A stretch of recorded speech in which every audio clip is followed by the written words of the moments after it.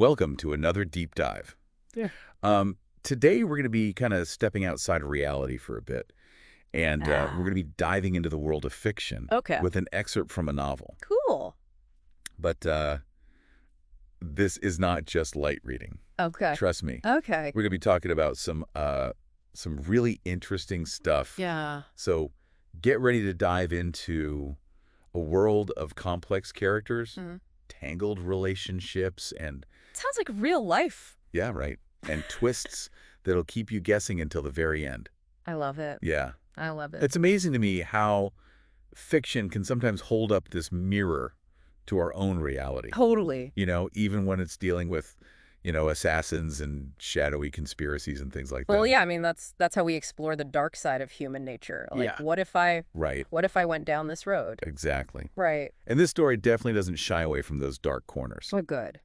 So let's introduce our main players here. Yeah. We have Caden, who is a former military cybersecurity expert. Wow. But guess what? What? He's turned deadly assassin. Okay, hold on. Yeah. Former military cybersecurity expert to assassin. Yeah. I'm intrigued. Yeah. So he is known as the Scythe. Okay. And we also have Layla, who is a brilliant but kind of naive coder. Oh, okay. So Caden's got this whole vengeance thing that is driving him. Okay. His 12-year-old daughter, Cassie, was kidnapped by this ruthless crime lord named Frank Morelli Oh, God. and is presumed dead. Ooh. So Caden becomes the Scythe and basically is carving his way through Morelli's empire to get his revenge. So this is like Taken, but just Kind of, yeah. amped up to 11. Exactly. Okay, got it. So meanwhile, Lila stumbled onto something that she really shouldn't have. Oh, boy. Evidence that her boss of this tech startup, Pulse Dynamics, is mixed up with Morelli Oh. in some shady AI dealings. Oh, no. So suddenly Lila becomes this target caught in this web that she didn't even know existed. Yeah. So she's like in the wrong place at the wrong time. Totally, yeah. Got it. And here's where it gets really twisted. Okay. Caden is actually hired to kill Lila. Wow. But there's something about her that makes him change the plan. What could that be? Right. Dang. So instead, he becomes her protector, Okay. but in a very unsettling way.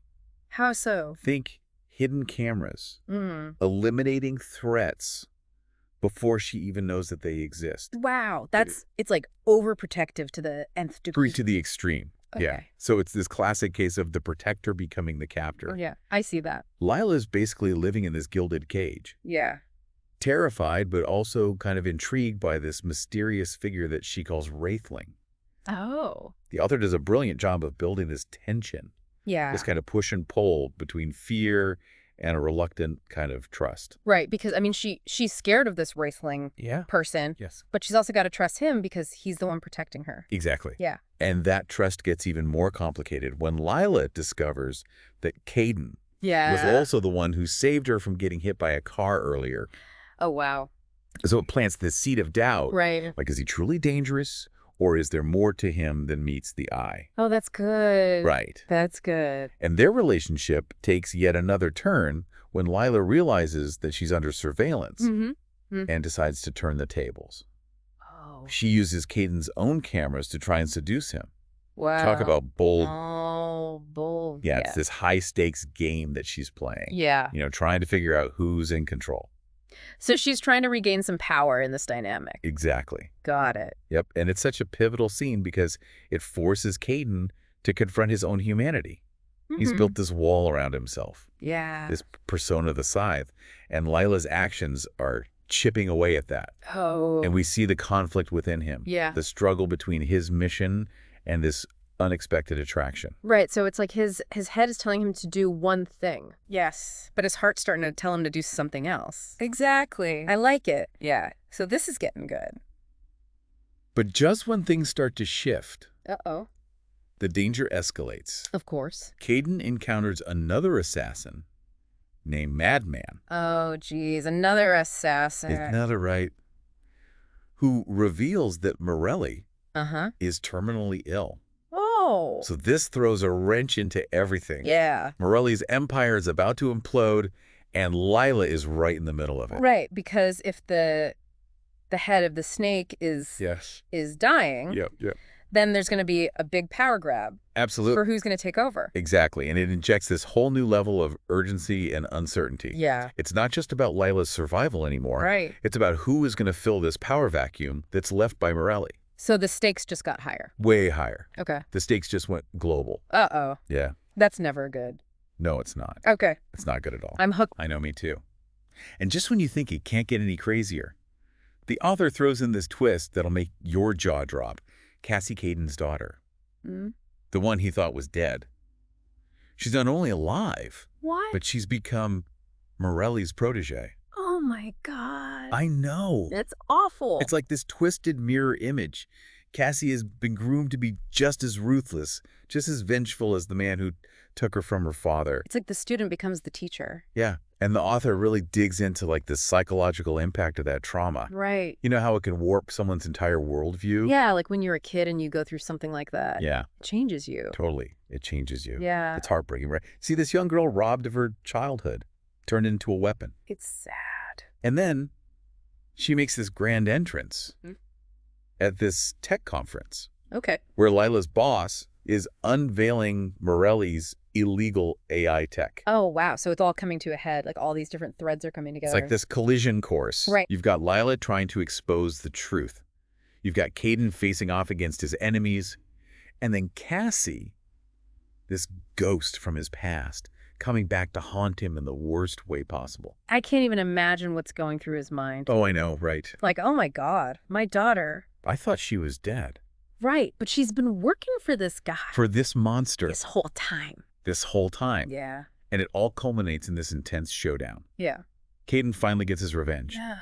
Kills Morelli. Oh, okay. But then Cassie shoots him. Oh, no. Revealing just how deeply she's fallen under Morelli's influence. Oh, God. So she's like brainwashed. Yeah, it's chilling to see how effectively he poisoned her against her own father. That is just messed up. I know. It's like he took everything from him. Everything. His daughter, his life. Yeah, and in that moment of vulnerability, Cassie offers Lila this horrifying choice. What's that? The antidote to save Caden.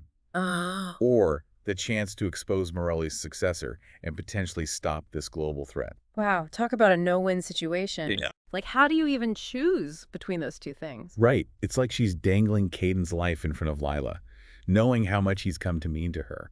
It's this cruel manipulation designed to exploit Lila's compassion and her sense of justice. So she's basically saying, pick saving the man you love or saving the world. Yeah. Oh, God. And what's so fascinating here is that the story doesn't give us an easy answer.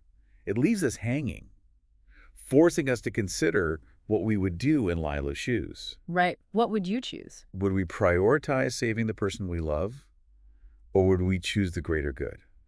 Even if it meant sacrificing that connection. That's a tough one. It is a tough one. I don't know. I don't know either. What would I do? I mean, it's a question that resonates far beyond this fictional world. Totally. Right? It makes you think about, like, the choices we make every day. Yeah. The compromises we're willing to make. Yeah. And the consequences that ripple out from those decisions. Right, because every choice has a consequence. Absolutely. Yeah. And the author doesn't shy away from, like, the moral ambiguity of it all. There are no clear heroes or villains here. That's true. Just people making difficult choices in impossible circumstances. And it all comes back to those themes of trauma and the cyclical nature of violence. Right. You know, Caden seeking revenge becomes a killer himself. Uh-huh. Cassie, consumed by her own pain, perpetuates that cycle of abuse. Yeah. And Lila's caught in the crossfire, forced to confront the darkness that has infiltrated their lives. God, I can't believe they're all going through this. It's like the author set up this impossible equation. On one side, you have Caden, this deeply flawed but undeniably compelling character who's trying to break free from his past. And on the other, you have the potential collapse of global security if Morelli's successor gets their hands on this AI tech. Lila's literally holding the fate of the world in her hands, and it's all tied to this incredibly personal, messy connection with Caden. I was on the edge of my seat the entire time. Yeah. I mean, what would she do?